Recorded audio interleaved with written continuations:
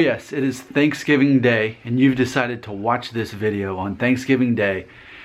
You're so glad my mom is part of this channel. I mean, I could call her a special guest, but really it's almost like she's the default co-host, right? So, I've read the comments. You say, hey, Nick, I like you and all, but why don't you let your mom talk a little bit more instead of just waiting for her till it's her turn to talk? But I did want to start off this video and acknowledge that one of the themes that comes up on this channel is that we all have things in our family trees that make us feel uncomfortable to talk about and to learn about. And it's not exclusive just to certain people, it's all of us. And I wanted to share one of those stories on my mom's side.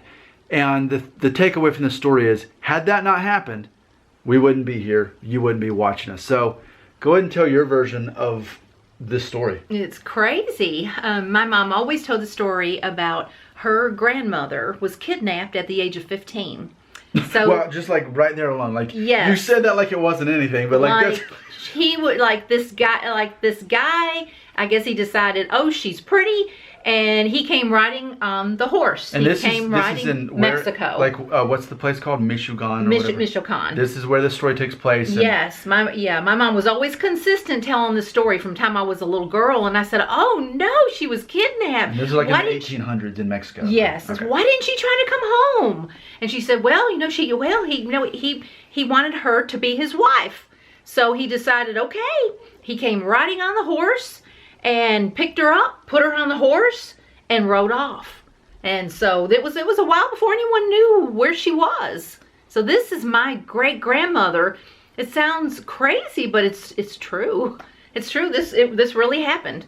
This really happened somewhere. Yeah, I guess somewhere in the 1800s, right? Yeah, and then my grandma, which is her mother, told me a couple years ago about it too, and so it's like that's definitely something that happened. Yes. And yes, I don't know how old he would have been, but it's like, so they became married then? Yes, they were married. They were married. He kidnapped her, and my mom always said that's how they did.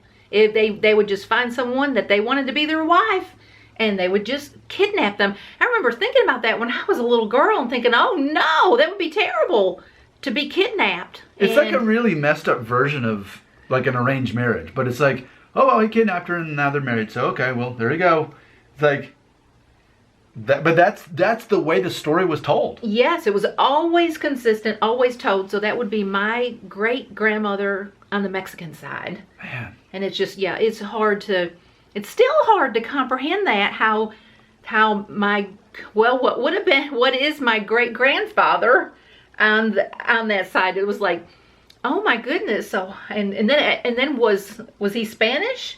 Could he? Well, based on when this story takes place, I never thought about that. Could he have been the Spanish that was she like Central American and then he was some kind of European, whatever it was? Because Grandma always knew that Spanish got mixed in there. She was precise too. And we know from the DNA test that, like, I show up more Central American than I think for the Mexican side. Yes. So it's like with you being half Mexican, it's like there's a more Central American in there.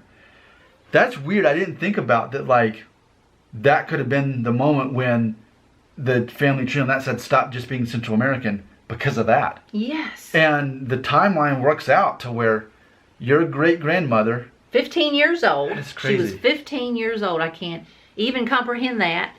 Kidnapped. Put on the horse, and just like, oh my goodness. And it makes you wonder if the women back then thought, well, if you're off by yourself sometime, you could get kidnapped. Wow. It's like, oh, it's hard to even comprehend. But yeah, the story was always, I heard it from the time I was a little girl all the way up until until my mom passed away. And she always told the story. She didn't want that forgotten. And I thought, no, it won't be forgotten. Of course, she talked to Nick about it as well. So, yeah. Well, there you go. So there's a story, a true story. Yes, absolutely true. We wouldn't be here if it wouldn't happen today. But it's like, even to think of that happening in modern day right now, like that's so awful. And it was just as awful when it happened. But it's like, okay, well, what do you do with this? You acknowledge it. It's part of the history. You don't just pretend it didn't happen. You have to. It's almost like, I guess, a sense of like, I don't know, almost gratitude or something for that your great grandmother, that she went through that? Because it's like, well, we wouldn't be here if it weren't for that. But it's just That's like, right. We wouldn't. It's terrible, but yes, I Man. wouldn't be here. That was my great grandmother who was kidnapped by my great grandfather because he decided, hey, I think I like her. I've been seeing her working out in the fields, and I'm going to ride through here on my horse and pick her up, so throw her on the horse. there's a good chance you've got a story like that, or two or three. And here's to showing that seemingly normal people today, that happened. And I'm planning on making another video. A very similar story happened to someone in my dad's family, kind of in about the same. So it's really weird that I come here for Thanksgiving and both my parents are reminding me they had very similar stories happen. So there you go.